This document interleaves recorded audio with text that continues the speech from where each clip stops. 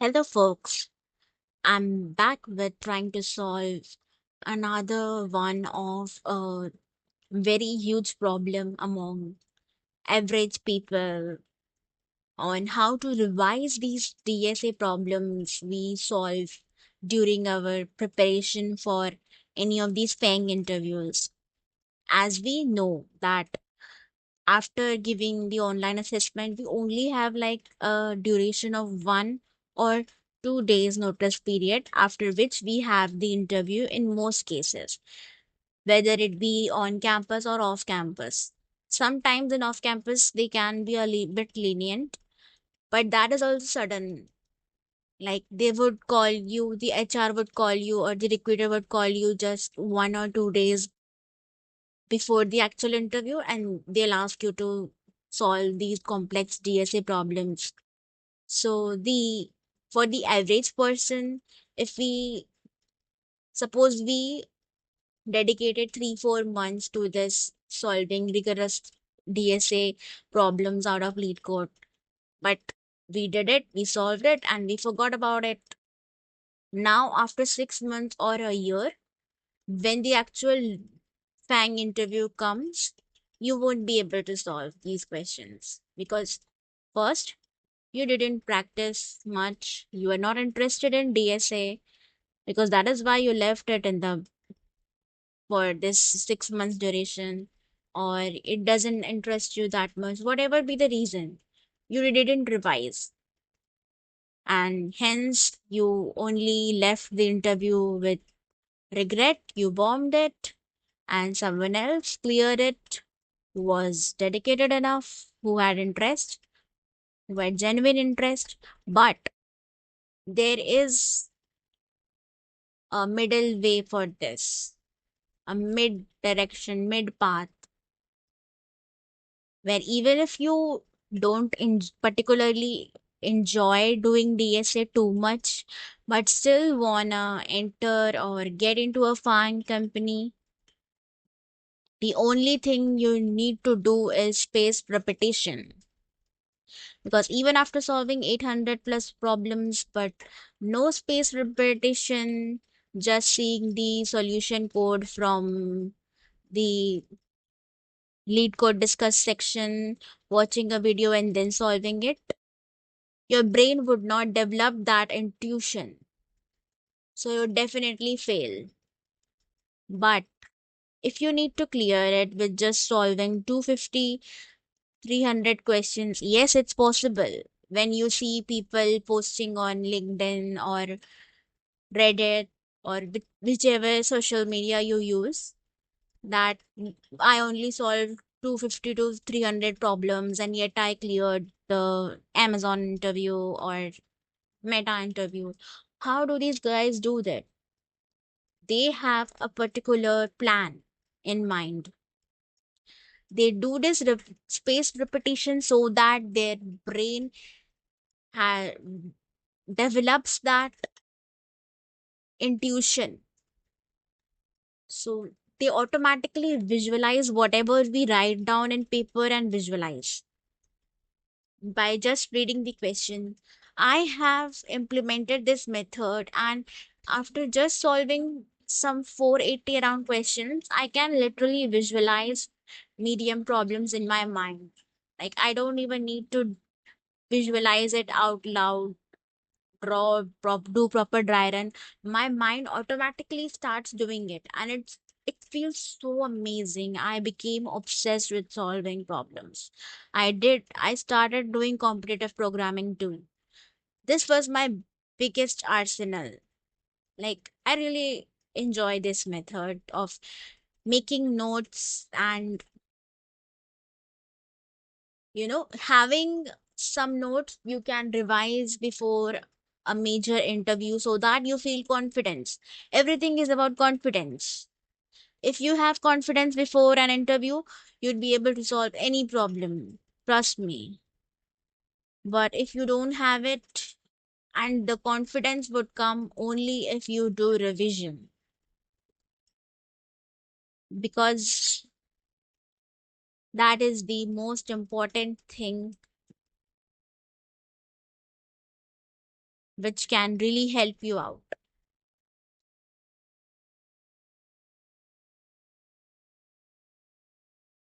So biggest dilemma is how to make notes, or how to make notes of questions we solve and lead code. It doesn't even make sense, but actually it the secret sauce to making the process of solving DSA questions fun, happening, not depressing, is that only. This is my strategy. And using this strategy, you'd be able to revise around 600 something questions from Striver's sheet, from Neat Code, or whatever sheet you follow, whatever questions you found difficult while solving DSA questions, medium or hard questions. You can easily revise around 600 questions in 1 or 2 days before your interview. Your confidence, morale, everything would be skyrocketed. You can implement this for competitive programming too. Before a contest, just revise stuff and see the boost. It's all about your intuition, which you build using these methods. Intuition is not something imagination or whatever you get while sleeping or something. No, by repeated spaced practice and visualizing it on paper, you really start developing that intuition in your brain. Just trust the process. That's what I'm going to say. So I make notes by drawing out the example. Maybe this is the given example in the lead code, or you can use a random one. And this is the input. You need to get this output. Write down the requirements and how, what you first thought of. What was your first instinct while seeing that example, while seeing these constraints? What comes into your mind? Be it a brute force approach, doesn't matter. Just write the constraints and think how you can bring out the output from the input. Write that down and see which algorithm fits. Dry run that algorithm properly. Write the pseudocode and test it out with a simple test case, and boom, you solved your question.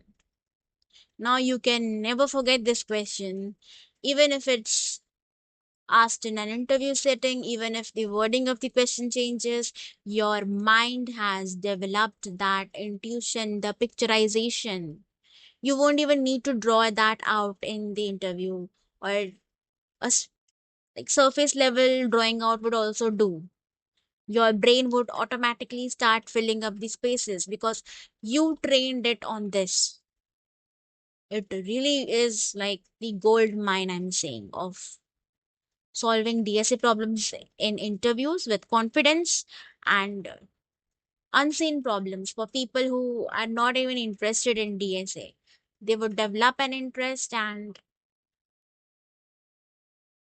really ace any interview, be it a FAANG interview or any other interview, because they give you special points for this, and they give you special points for this for a reason, because they know your brain has developed the intuition if you can do all of this in an interview.